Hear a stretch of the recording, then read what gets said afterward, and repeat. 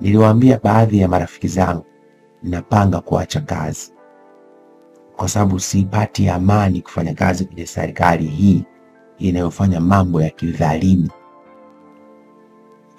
Niliwaambia baadhi ya watendaji wenzangu wizarani sitawaambia. Namkumbuka ndugu yangu mmoja, nimweke kapuni jina, nilimwambia naye anachanganyikiwa. Sasa polepole itawezekana. Nikamwambia hivi, mimi namwamini Mungu. Hata mimi mbele sioni, lakini namwamini Mungu. Mungu anaweza.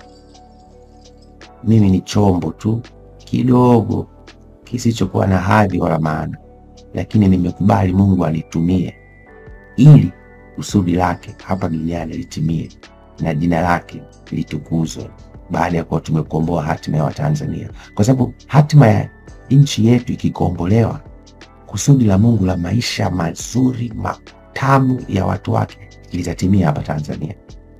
Na likitimia, Mungu atajivunia watu wengi watakaoelekea kwake kwa sababu wana maisha mazuri.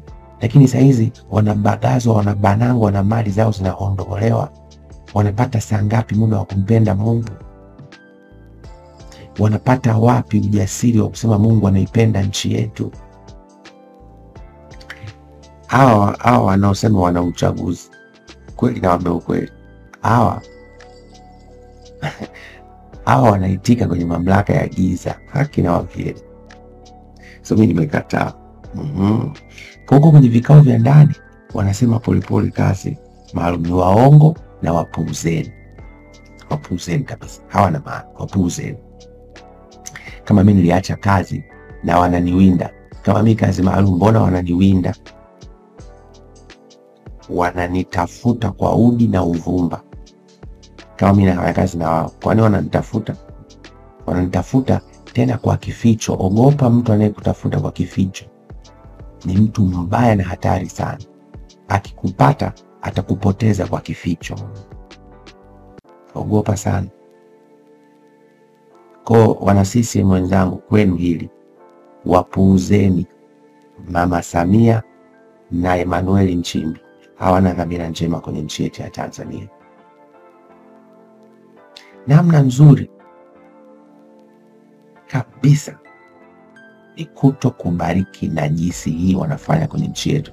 Wewe kama mwana CCM unajivuna kinachoendelea nchini. Wewe kama mwana CCM unasikiliza wananchi wenzako wanaizungumziaje CCM sasa hivi.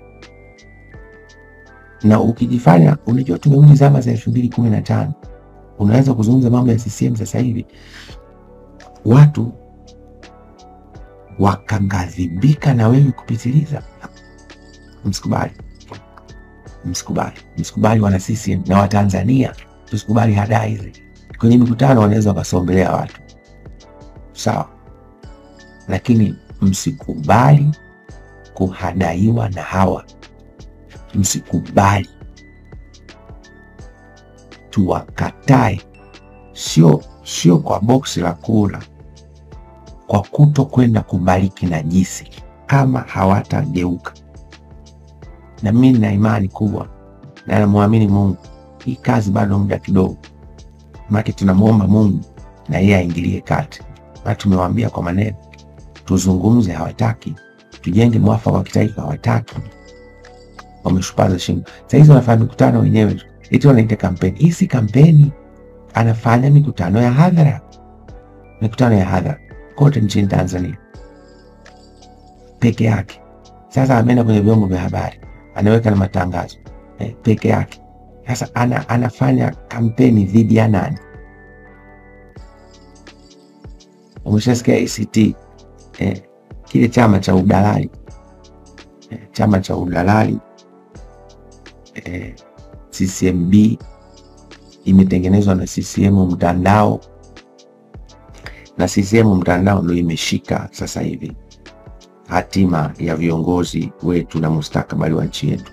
Tukatae, tuidai, tuichukue hatima ya nchi yetu ya Tanzania kutoka kwenye kundi hili la CCM mtandao.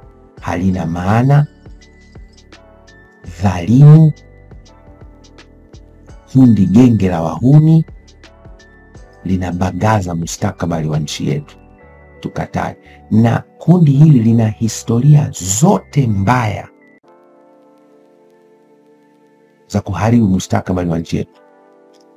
Ufisadi wote tangu tumeanza kuusikia unaohusiana na genge la kundi hili la CCM mtandao, wahuni hao. Hivyo unajua kwamba nitakapokuja kuwasimulia kuhusu bima hii ambayo leo hii iko hoi bin tabani mpeche mpeche, aliyekuja kuileta ije ili uwe mfumo wa kuiba ni yule jamaa yule aliyenisema nikaje nikawaambia namna gani anatuibia. Yule ndio alileta wazo la bima. Lakini ukiacha wazo la bima, hata mabando bei kuwa juu, yule jamaa anahusika. Alianza hii kampuni yenye rangi nyekundu, akapiga michezo akaondoka. Kaingia kwenye hii kampuni yenye rangi za kama za Chama cha Mapinduzi, unaelewa? Akapiga mambo akaondoka. Na wamejipanga kufanya internet isipatikane kwa urahisi ili iwe bei kubwa. Nitawafafanulia wiki hii tulioibiwa na mhusika mkuu mmoja wapo yule bwana na genge la CCM mtandao. Kwa hiyo wapuuzeni. Alafu hii kuhusu, unajua nimeona vyombo vya habari vile vikubwa havizungumzi kabisa na vinaona aibu kuzungumza mambo ya msingi kwenye kampeni. Unajua kwa nini? Mambo mawili. Moja, wanatishwa. Ukiangalia idadi ya vyombo vya habari vile rasmi na vile vya mtandaoni ambavyo vimepewa makatazo, maonyo, vitisho na TCRA, utastaajabu. Mimi kila anayepewa ananiletea, bwana shapigwa onyo, bwana shapigwa onyo, bwana shapigwa onyo. Unapigaje watu maonyo wakati wa uchaguzi kwa sababu tu wanataka kutoa sauti za pande zote? TCRA. Na nini dawa iko? Dawa inachemka.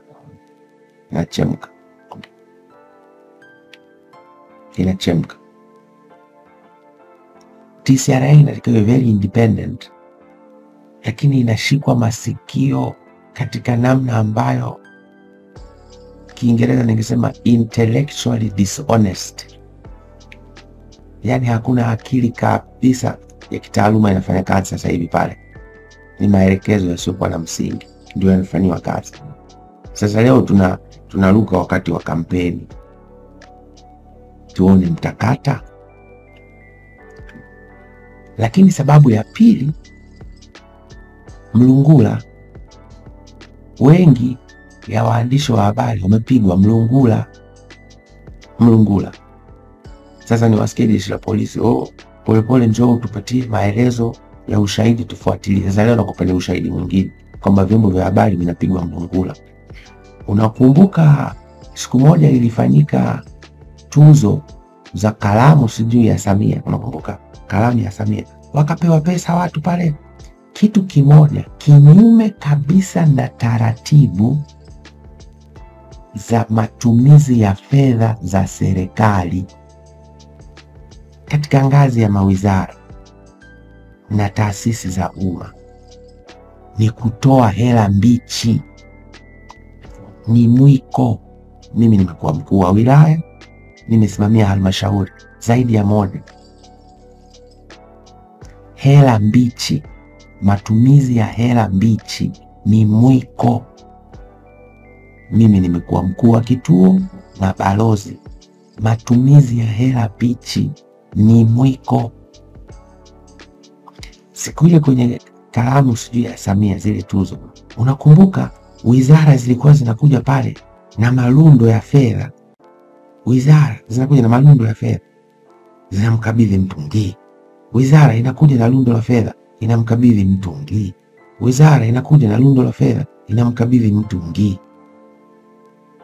Waandishi wengi waandamizi siku ile wamepigwa malundo ya fedha hadharani mbele ya TV, kinyume na taratibu za matumizi ya fedha ya serikali ngazi ya wizara.